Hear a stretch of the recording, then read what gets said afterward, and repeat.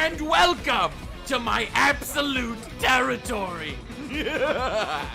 For those of you that were not aware, a new game has taken over the online sites. A game by the name of Fall Guys. Kind of sexist in my personal opinion. Like, as an advocate for true gender equality, I believe girls should be falling as well. But alas, that is not the point of this video today. No. The point of this video today is a massive flex that I've managed to accomplish and pull off.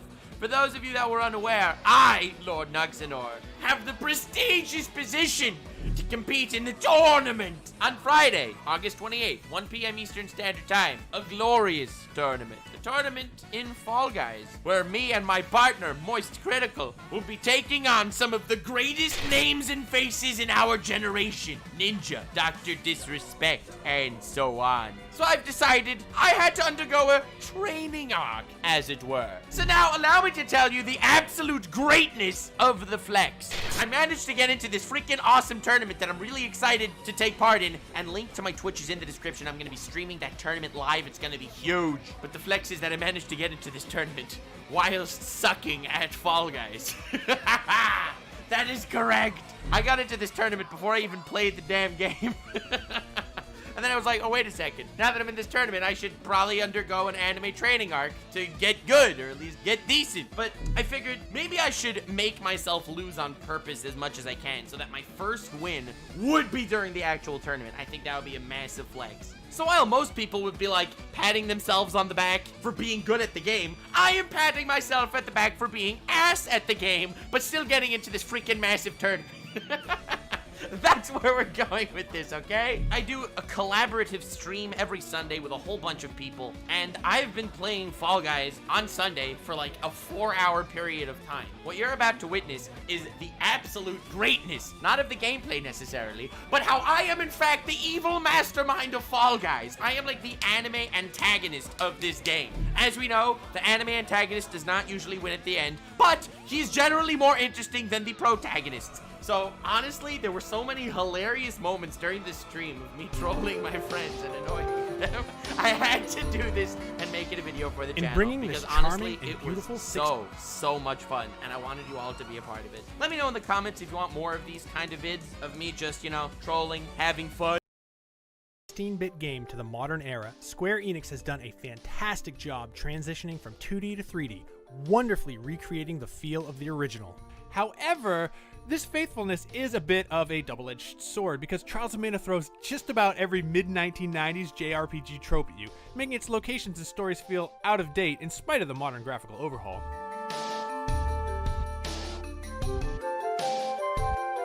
One feature I really like is the ability to swap between the remake and the original 16-bit soundtrack at any time. Both are just so good.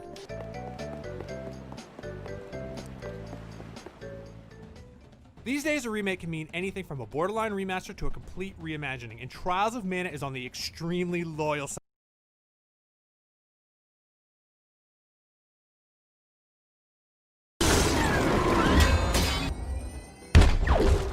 It's fair to say that 2019 ended up being a banner year for Western fans of Square Enix's long-running Mana series. After 24 whole years of remaining a Japanese exclusive, the series' elusive third game, the Super Famicom Seiken Densetsu 3, finally landed outside of Japan as part of the newly localized collection of Mana for the Nintendo Switch. Rebranded as Trials of Mana for its Western debut, that wasn't the only Seiken Densetsu 3 related bombshell Square Enix dropped during E3 2019. As it turned out, a full 3D remake of the same game was also revealed to be in development, and now that remake is here. But is it worth your time? Well, considering the disastrous 2018 remake of the widely loved Secret of Mana failed to live up to the original in just about every possible way, you'd be forgiven for assuming the answer to that question is no right out of the gate. But on the contrary, I'm happy to report that the Trials of Mana remake amounts to a far more ambitious effort than what came before, more than justifying its existence as a contemporary 3D interpretation of a Super Famicom classic. It's important to establish right off the bat what kind of remake we're talking about with Trials of Mana here. This isn't like Final Fantasy VII Remake, where certain creative liberties were taken to diverge from the source material in significant and unexpected ways. Other than an original post-game scenario including new story content and character classes that becomes available after the credits roll, which I sadly can't talk about for this review, Trials of Mana is more or less a one-to-one remake of the original version. That's not to say it's completely the same. Obviously, the game world has been rebuilt in 3D for modern hardware with all the presentational differences that implies, and the battle system has been reimagined with a greater focus on the action part of action RPG than ever before. But strength in unity, because we shared a goal. Radsum's folk, the companions, ended. Now, the residents of the Bionis fight to stay alive from the invasion of the Mechon. This brings to focus a young man named Shulk, who is researching the Monado, a mythical sword that only a select few can control without consequence, yet has the power to easily defeat the Mechon. After an incident involving his hometown, Shulk learns he can use the Monado without issue and even get glimpses of the future. Armed with that knowledge, he sets off across both the Bionis and Mechonis to put an end to the mechanical threat. It's a story that pulls you in with its unique setting and likable characters before unleashing mystery after mystery, and it culminates in one of the most engaging narratives I've ever experienced. There's a richness to the world and how every element is expertly placed before the shocking payoffs. Even upon replaying it, those moments can hit just as hard, especially knowing what the foreshadowing leads to. And in this respect, the Definitive Edition doesn't change anything when it comes to the main game. It's the same story as before, and really, that's for the best. The same could be said of the combat, as there are only minor tweaks overall. In Xenoblade Chronicles, the player mainly has to focus on special attacks known as arts, while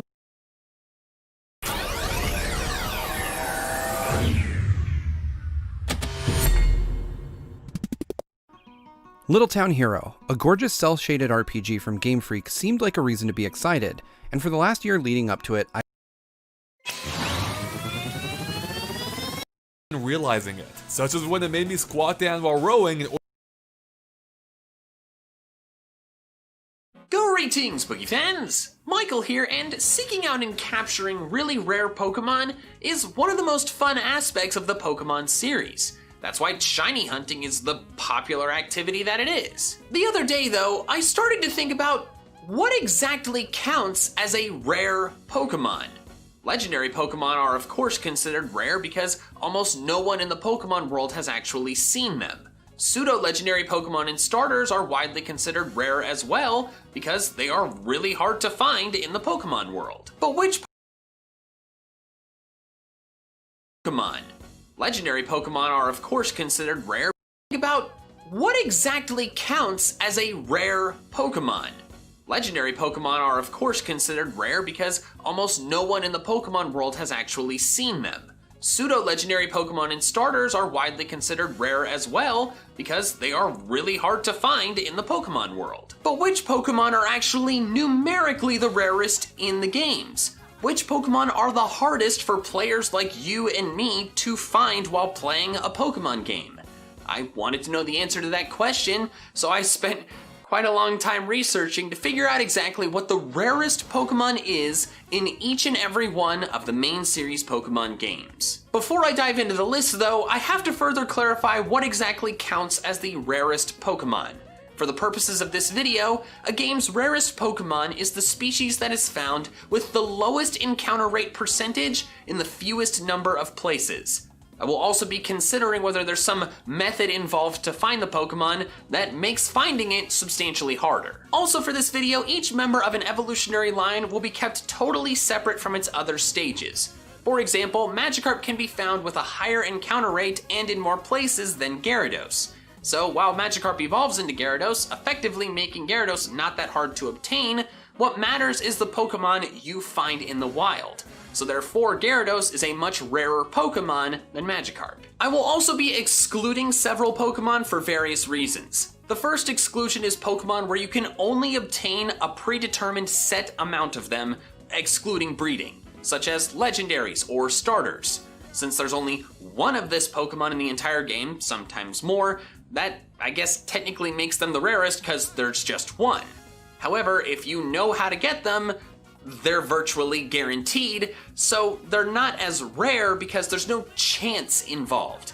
I'm focusing on Pokemon where the chance to find them is the lowest. The next exclusion is shiny Pokemon.